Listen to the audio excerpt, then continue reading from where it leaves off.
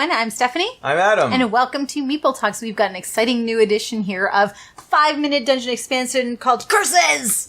Foiled, what did it say? Foiled again! Yes. So you may not see it quite yet. It's a Connor Reed introduction once again, but going to be kickstarted coming near the end of May. Yes. So that's an expansion to this game, 5-minute dungeon, which itself was kickstarted about a year ago. Yeah. It's a card game where you have 5 characters who try to go through all of the doors and defeat bosses. Yes. In 5 minutes. Exactly. So it's a nice tension-building card kind of game. Not deck building. You have your set deck that you're going to be playing with various kinds of weapons or artifacts or anything like that to defeat monsters and bosses and persons and obstacles of all sorts with different kinds of equipment requirements to do that. So if you've seen or if you've played the original 5-minute dungeon, you may be familiar with this if you've seen our review. Again, this is going to be an expansion on that. Oh, yeah. But for now... Before we mention that we're going to... I'm too fast with getting there. Yes. I don't know where you're going with that, but what I wanted to say was we did an original view for 5-minute dungeon, including a playthrough. So if you're not familiar with the game, you can definitely check it out on the Dice Tower, and then come back to this, and we can tell you how the expansion works. Yeah, exactly. So let's go ahead and build upon that, and let's check it out. Hello everyone and welcome to the dungeon. Okay, so this is the general set. You'll see some new components and pieces with this particular expansion, but I want to draw your attention first to this side here, because anyone who has played the original 5-minute dungeon will be familiar with these particular characters. So these are characters that we are going to be playing with still, but what's added to their action card deck, every player is going to get 2 new cards to add to their deck, which may have things like extra weapons, abilities to defeat curses, which we're going to mention in just a moment, and other kind of enhanced actions. Entirely new in this version, we've got a 6th character, either the druid or the shaman. They will have their own individual deck as well, which are going to include some interesting new action cards, which are going to, of course, do some monster or person defeats, but also taking care of curses. Also, what's going to be unique to their deck is most of their cards are going to be items just like you are accustomed to seeing that are going to be played to defeat particular bosses, but they have these unique ones, 2 sets of each color, which are noted as infinite resource cards. So if you need multiples of a certain item, that's going to count as that. The bosses themselves, this also we're going to play with the same 5 bosses. You'll notice that they will have the same door cards with certain criteria they're going to need to defeat a particular monster or event. But we're also going to have extra boss cards unique to each particular boss. They may consist of things like extra events that you have to then deal with, mini bosses that are a little more challenging to get to the major boss, as well as curses that may stay in play while you're playing that particular round. Also, we have these artifact cards. Adam's going to describe them in a moment. They're going to have certain unique abilities that may be able to be used once per, almost as an instant, for that particular round. So very minimal additions to the core game with the expansion, but it adds a lot more. Adam's going to tell you in a second. So then we come to the gameplay, and so to play this game, setting up first the door deck is a little bit different. You still have the same number of cards that are going to be in the main deck, which is 25, but instead of having 25 of the plain door deck cards, you're going to add these 5 first, and then play up to 25. So in this case, for this particular mini-boss, I should say this boss, there will be 20 of the regular door cards, and boy, I'm making a mess here, and 5 of the new ones. And every boss gets 5 new cards. And for example, this is the Grime Reaper. They get a mini-boss, they get a couple new events, and they get curses. Now, I'm going to explain curses, because that's really important. What happens with a curse when a curse comes out is that it is played out, and it remains in effect until that curse can be in some way removed. And if it's not, it remains for the entire time that you're trying to defeat this boss. And they can be really nasty. This is a funny one. You can only say waffles. So that means you can't communicate in any other way until these curses are removed. So those are all mixed into the door deck, and you can actually identify them as they're coming up because they have purple backs. So that's kind of unique. And they're all mixed into the deck up to 25. And then you add your additional cards. So all the other rules are the same. And then you start playing out your cards. And those curses will come out. And as we mentioned, the druid has the special ability with 2 black bordered cards, which allow you to remove a curse. So the Druid / Shaman can be useful for that. And the Druid / Shaman, I'll just mention the other 2 powers because that's important. They have a cleanse power, discard 3 cards, to move a curse to the bottom of the dungeon deck.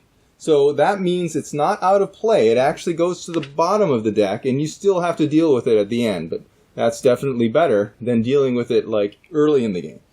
On the other side, we have the Shaman, with their power is discard 3 cards to choose another player to draw 3 cards from the top of their discard pile.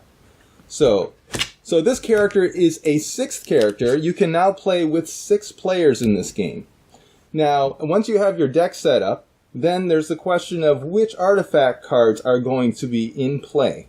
Now, these cards, once we determine which ones are in play, they are laid out for all of the players to see face up during the entire time that you're trying to defeat that boss. And any player at any point can say, I'm going to use this card. So these abilities are available to everyone. It's just a question of when do you think any player thinks that they want to use them. Now, how these come out is, let's say there's 3 players playing the game, for example, and they choose these 3 characters, right? The blue, the purple, and the red character. Well, those 3 artifact cards are then taken away, and the ones for the characters that are not in play, those are the ones that remain on the board. So those characters, it's kind of like they're not in the dungeon part of the party this time, but they're contributing one of their special weapons. So that's the way that works, and then those players can use those throughout the game. And in every other respect, the game is exactly the same as the original game. You still have 5 minutes and so on. And each character has a specific new ability. And I'll just mention also that the Druid Shaman has an remove all curses artifact. So that can be useful when the Druid Shaman is not being played. And that's the entire gameplay. And we're back. Okay, so now we're on to opinions. Yes. What did we think of this game? Do you have opinions? All right, yes, I do. Yes, I got plenty. Okay, so let's go with some of the positives when it comes to seamlessness of, I guess, theme and play. So I know that with the design of this game and the expansions, the additional character in the Druid does a fantastic job of adding to the rest of the cards in a way that it has a redistribution of the balance of powers of your items. The original cards, the players that you have, they may be strength specific. So some players may have more of a certain item like arrows or jumps or a certain type of action that will make them very valuable for different types of bosses that you may have. The Druid increases that flexibility, but doesn't take away the value of any of the other previous character cards. The reason is that we may not have mentioned it in the overview, but they are equally balanced. All the different items that you have at your disposal, they have an equal number of, with also the infinites at your disposal. So they can be very versatile to handle different kinds of bosses, but they won't be able to help defeat a particular boss as well as a dedicated player who may have the more dominant symbols as a dedicated boss. So that, so in a way it enhances the game, but doesn't make someone else invaluable or rules out, makes them obsolete in any way. The theme, the artwork, it's just the same as the original decks. I love the illustrations. They do a great job of not only having their own game theme, but inserting little hints and little tidbits of nods to other things like the D&D, the D20s, like Thor and everything else. It gives that nice little referential material that for that little joke for the moment, it's great because it plays with that fun nature as the rest of the game seems to have in their quick little humor bits. Now, one of the things I will say, and it's not necessarily a detractor at all, it does change the flow of the game. Because the first game, if you had seen our previous review, we actually did a full playthrough, a full 5 minute. It's very quick. You're looking at symbols, you're throwing down cards just to match them, clear it, quick, go. So the benefit or the excitement of the original game was really about the quick decision, just throw. You don't really actually need to decide. How this game changes the feel is that for those who are very used to the original gameplay, it introduces the concept of speed bumps. And what that does is that the types of curses that you may have, using only one hand, for example, to play with your cards, or when it comes to communicating with the waffles and the jokes, or even some of the cards that it's not symbol based that you're just used to look and throw. You have to do a lot more reading. What do the extra artifacts do? What do the extra player cards do? What does some of the extra events and other curses do? It's going to introduce what I said, a speed bump, a slowing of the pace of the game. So it's not going to be as quick reactionary. You are going to be contemplating more, which does increase the risk of your losing time. And so that's, I think, the benefit of people who really want that extra challenge from the original game if they're too used to playing. I don't think it's a negative thing. I don't think it's a positive thing in the sense that it depends on what your comfort level is. If you're new to playing the game, I don't recommend this one yet. Get used to playing it. And they also don't recommend it. Yeah, exactly. But for those who want that extra challenge, it is going to throw that in there. So, but be mindful is that depending on your experience with the game, you may feel a positive or negative thing, and it's just going to be a learning curve, I think.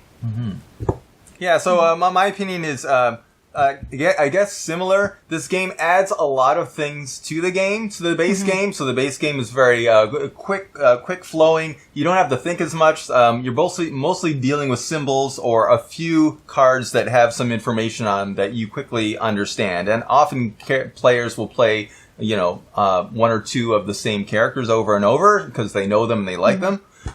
In this game, there are so many different things to focus on. When the curses come out, you draw a card, you're like, oh, I can't draw 4 cards. If there's 4 players, I can only draw 3 cards. And you have to keep remembering that. And then when you steal hands, maybe you steal a hand, they have 5 cards, and you can't only have 3 cards, so then you have to dump them.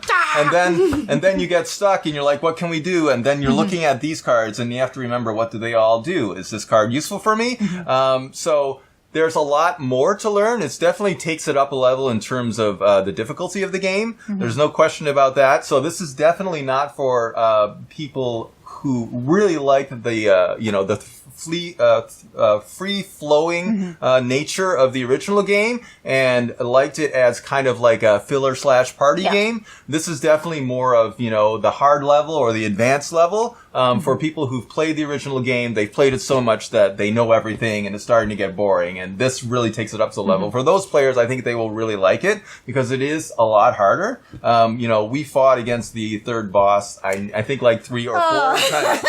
Yeah. 3 or 4 times, and we had such a hard time defeating that boss, which I think is the design of the expansion. So it's not the sort of thing where, you add the expansion, you can't imagine playing the original game, because it adds so much to it. It really is a different game at a different level. So I think people who are hardcore will definitely like this, and, but people who just like the simplicity of the original game might want to shy away from it. I do think they did a really good job with it. We didn't have any problems with the additional rules or interpreting rules or anything like that. The game flow is different. It definitely is harder. It does what it advertises, adds more stuff, and it's more interesting. So it's a really interesting expansion. Yeah, and I think one thing I forgot to mention earlier is that when it comes to the number of players, how well you will succeed or how many levels you will go past, we didn't get a chance to play with all 6 at once. However, we still kind of notice that, I guess with fewer players, the more you, the harder it's going to be to get the resources or the equipment that you need to defeat, especially the higher level bosses. So we still found with 3 players a lot more challenging than more players. I don't really know how to say if it should be optimized most with 4 or 5 or even the full 6. I don't know because we haven't played with the full 6. But so just keep that in mind too, is that you may have a very different experience of the game depending on how many people you have playing. Yes. Yeah. So overall, I would give this an 8. I think it's a good expansion, but it's I don't think it's applicable to everybody who's played the original game. Yes. So it has that kind of a more limited audience, I would say. But I think it's a good expansion. And you know what? I would have to agree because I was thinking 8 as well. It's great for what it is, but it's not necessarily for everyone. It's not the game that you would. The first version of the game, we called it pick up and go. Easy to teach. You just go in, and people who weren't even used to gaming, we've played this game, and they had fun right off the bat in the first round. This is not going to have that same type of ease of pickup. So keep that in mind. However, for what it does and who it's meant for, it's an excellent version. And it doesn't completely replace the original game, but it is a great addition. So I would say 8 as well. And that's our review. Thanks so much for watching. And if the Kickstarter is still running by the time you see this, go check it out. And yeah, I'm sure they'll appreciate your support. It's all right. Okay. Good night. See you later.